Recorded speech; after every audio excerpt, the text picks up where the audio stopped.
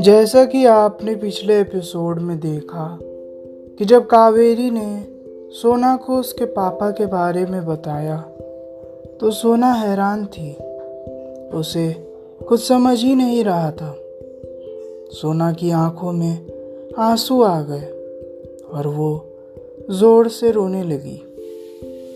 कावेरी ने उसे गले से लगाया और कहा, बेटा बिल्कुल भी मत रोना। अब अगर तुम्हारे पापा जिंदा होते तो तुम्हें इस तरह रोते हुए नहीं देख पाते, और अगर तुम ऐसे ही रोती रहोगी तो उनको बुरा लगेगा ना। इसलिए अब रोना बंद करो। और सुनो, मुझे तुमसे एक और बात पूछनी थी। सोना अपनी माँ की बातों को समझ गई और उसने कहा, हाँ माँ बोलो।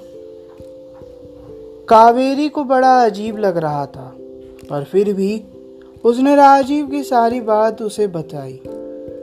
उसने बताया कि कैसे एक रात राजीव ने उससे शादी करने की इच्छा जताई थी और उस इच्छा के पीछे का कारण भी उसे बताया।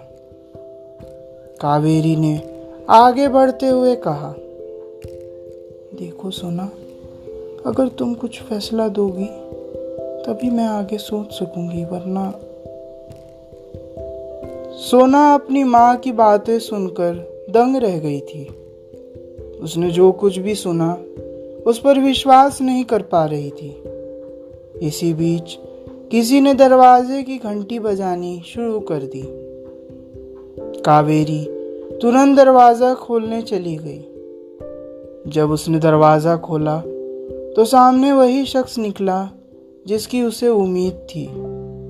सामने राजीव था। राजीव ने जैसे ही कावेरी को देखा उसने कहा, आपने बुलाया था मुझे?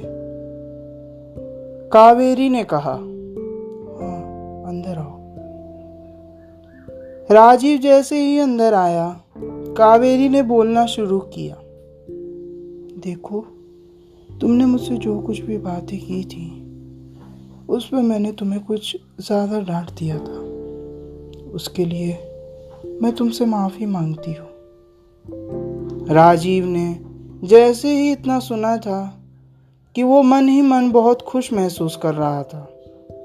तभी कावेरी ने आगे कहा, देखो, तुमने जो कुछ भी मुझसे पूछा था उस पर मैंने भी बहुत सोचा और मेरा फैसला है कि जैसा मेरी बेटी सोना कहेगी मैं वैसा ही करूँगी।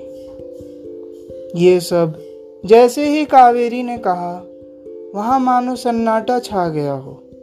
सोना भी बाहर आ गई थी।